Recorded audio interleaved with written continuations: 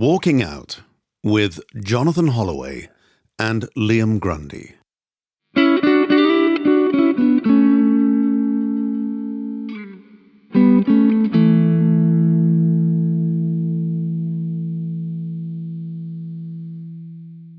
So I remember one folk club where people used to turn up and sing John Denver songs or things like that.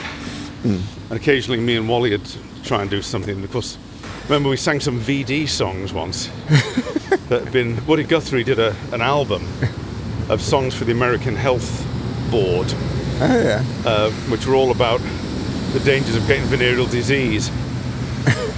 And one of the songs was called the VD Waltz. And it's called, the words were singing. The words were, my girl, the birds are singing in the morning trees, but the birds ain't singing for me.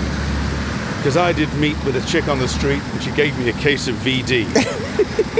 So Wally and I thought this would be brilliant.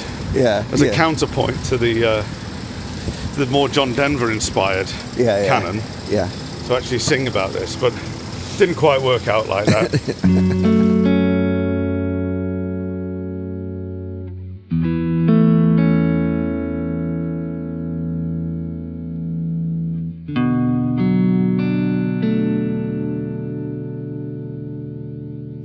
Yeah. 5 woodbines, please. I had completely forgotten they used to sell fags in fives. Well, at my school, the local newsagent, he would sell Embassy cigarettes one at a time. God. So he'd say, "Can I get 2 Embassy, please, or 1 Embassy?" Yeah, he was sort of getting the lads on it. Oh. Sort of young. Oh, look at that. It's like the great green greasy Limpopo. It is. Today. There's an actual pattern of danger on the surface of the water. Look. Yes. That's rather good, isn't it? Yeah, it's brilliant. And look how high it is as well. I know, I seem to go on about how high the river is, don't I? I'm always impressed with it. It's high. I'll give you that. Well, it is. Well, look at that. It's got loads of current going around in the middle of it. Currents. Some rainfall upstream, I'd say. Yeah. Oh, and look at this. This was all... The old Grebe's having a good time. Oh, yeah, look. The Grebe. He's trying to see if he can find a few more condoms there. And Yes. the odd Kleenex or something more horrible. Well, It's nice, though.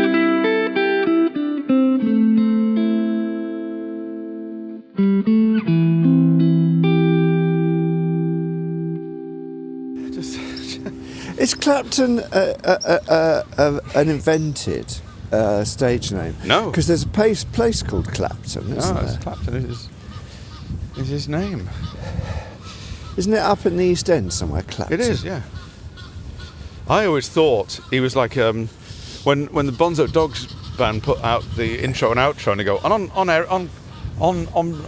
on banjo, Eric Clapton. Hello, Eric. Jing, jing, jing, jing, jing. You hear the banjo going. And I hadn't heard of Eric Clapton as a kid, so I thought it was a banjo player. And then when I found out you were supposed to go, oh no, it's Eric Clapton. Oh, I see. You were supposed to have a different approach rather than a cheery, oh, it's that fellow who plays the banjo. Yeah, but they... but he has the wrong name for it, Eric Clapton. Eric Clapton. Should be Drew Toulouse or something. But... Drew Saint-Moritz. But I do remember actually seeing. I actually saw somebody had spray painted on some corrugated iron, Eric Clapton is God. Yeah, there was a lot of that, wasn't there, at that time? Yeah. Yeah, he wasn't, was he? No, well, obviously there isn't a God. So. Oh, hold on a minute. Be. All we know is it's not Eric Clapton. Let's not extrapolate too much from Sorry, this. I was getting a bit ahead of myself there. You're getting all Gervais there, aren't you? You're going all Ricky on me.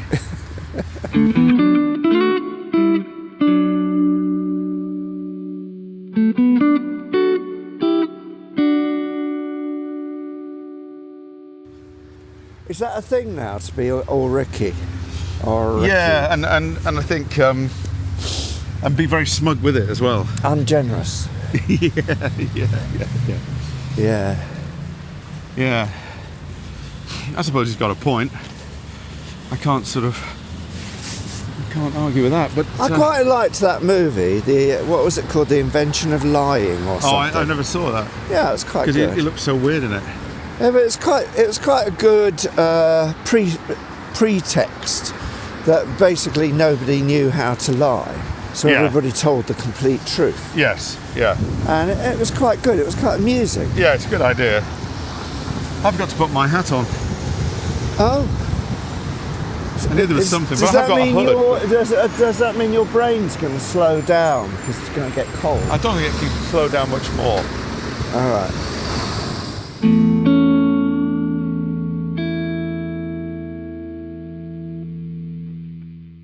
I think the really interesting, nice thing about Keir Starmer is that he makes such a good subject for cartoonists because all his features are collected in a very small space in the middle of his face. Aren't they? It's vole-like, isn't it? Yeah. It's and I think that's great. I wish people would have more consideration for their cartoonists. Yeah. Yeah, it's good. It's good. Makes it much easier. It means also that the cartoonists don't have to reach so far. It means they can do all their work. Would you like a coffee? I was going to say now, did you eat properly? I have not had luncheon. I haven't either. Well, I'm just wondering whether we go Investigate somewhere. luncheon? Yeah, see what there is here. Or we could go to the canteen, although it can be a bit grim in there, can't it? I like also the sunshine is nice. Sunshine out there is nice. Look, there's all this as well. Oh, blimey. Oh my, what's that? Croissant being interrogated. Cinnamon classic bun. No, I need some. Oh, look. I need something of a sandwich type. Margarita pizza cone. That looks like it's been there for about 3 days. Yeah, but I think those are just examples. I don't think they're the actual ones. $3.90. Gluten contains gluten.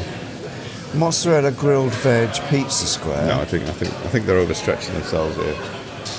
Ham and cheese pizza cone. Oh, it's the same thing. Maybe we could push on to Teddington and get some. Okay, let's push on to Teddington. I mean, if I just have a coffee, this would be brilliant. Okay, well, do you want to just have a coffee? No, I said if. Oh. Well, what do you want to do, though? We'll push on to Teddington. What do you fancy? No, I'm going to say it for the third time now. Okay. Let's push on to Teddington. All right. You can't, introduce a grand concept and then just abandon it. Story of my life, that is. It was you introduced the Teddington possibility, yeah. and then you immediately ran for cover. I know. I just don't follow things through. No.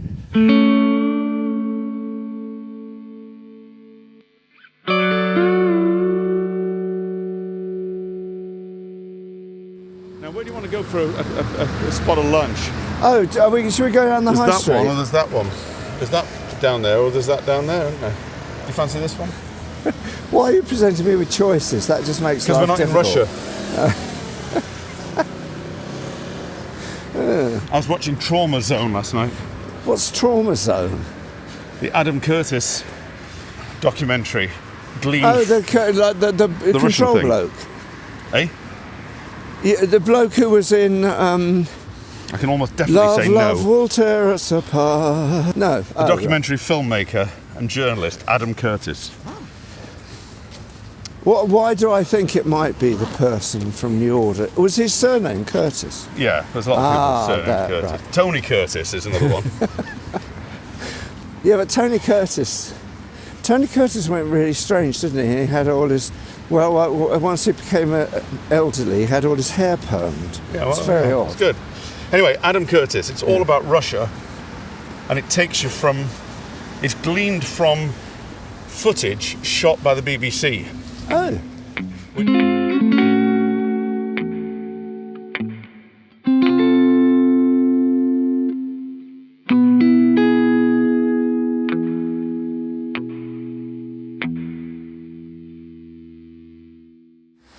How did you enjoy your evening with all those chums?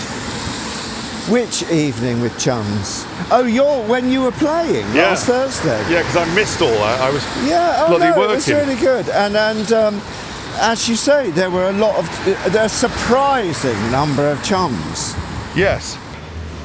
Well, I thought you were going to come up with loads of tasty tidbits about the gig and things that had happened, but it sounds like nothing happened. You just stood at the bar. Actually, you'll be surprised to learn I spent a lot of the gig actually watching you and listening to the music you were playing.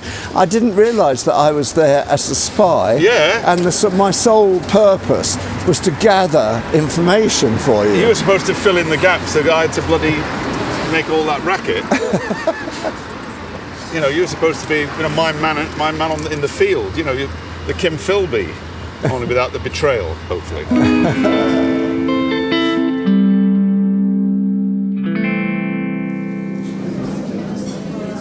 So I had me nodule done. I had me stitches out. What did they do? They did a biopsy on it to see if it's dodgy. And they had to put stitches in to close it up again afterwards. Which is why you were wearing that "I've been in a fight" bandage at the gig. Yeah. Right. And. So that had the stitches out yesterday, and they said, "Oh, there will be a scar." I thought, well, that's your boyish good looks you're in, isn't it? Yeah, well, you can't be in the fight game all the years like I was without expecting the odd bit of damage, you know. It's good that you had your nose done as well. Yeah. I've had a bit of work done, and I don't deny it. Not as much as Mickey Rourke. But thank heavens, eh? Yeah, you got to know how to say enough, haven't you? Yeah. I haven't seen anything of Mickey Rourke for many years. You might have done. You might not just recognise it. Ah, that's true. It disguised as a lump of wood that somebody started on with a chainsaw to make a sculpture and didn't finish. Liberace, when he got older, he had plastic surgery. Did he? So he could look like his boyfriend when his boyfriend was younger. So he had this sort of picture of when his boyfriend was younger, and he wanted to have plastic surgery so he could look like a younger version of his boyfriend. And you know this to be true? I believe this to be true. I know it to be true, but of course there'll be. So.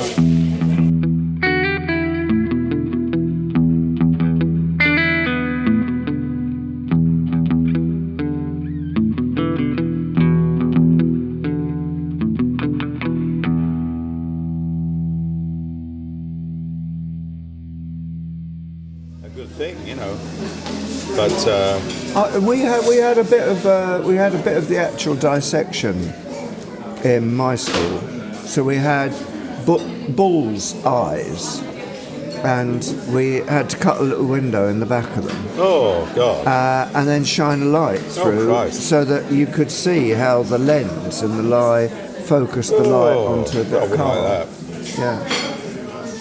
There was a fair bit of dissection.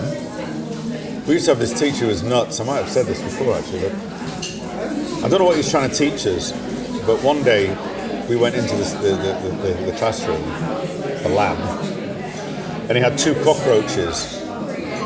One of them was sort of in one jar, and one of them was in another jar, and he'd rigged up a ladder from one to the other. So the cockroaches could visit each other? Yeah. So we all sat down, well, what's this going to be, you know? And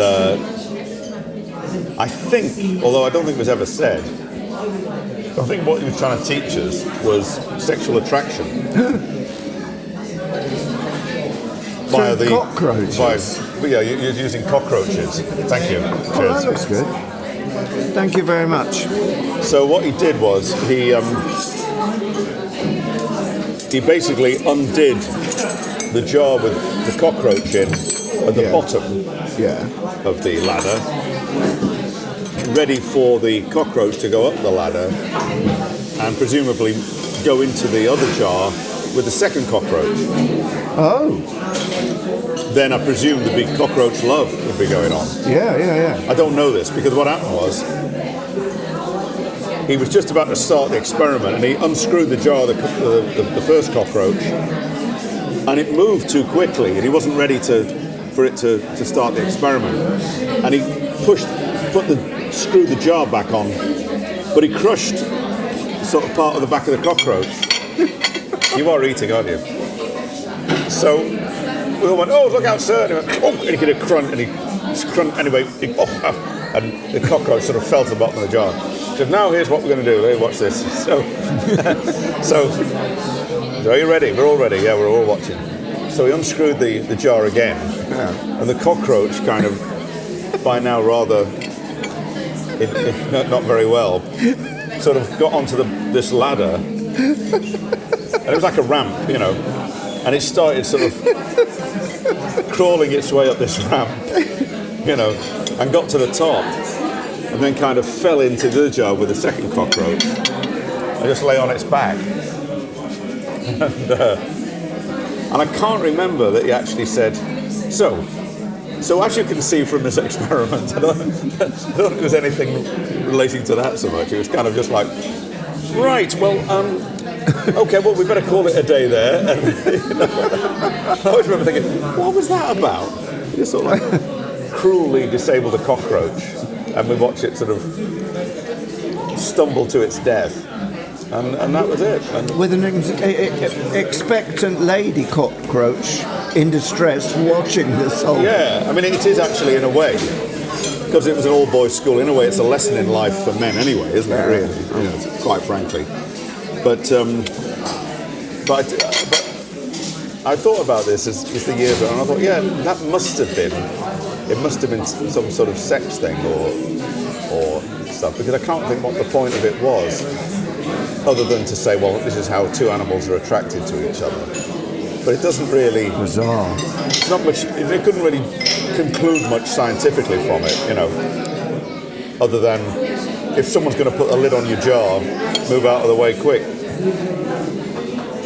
If you find yourself... Yeah, if you find yourself in a jar... With a giant doing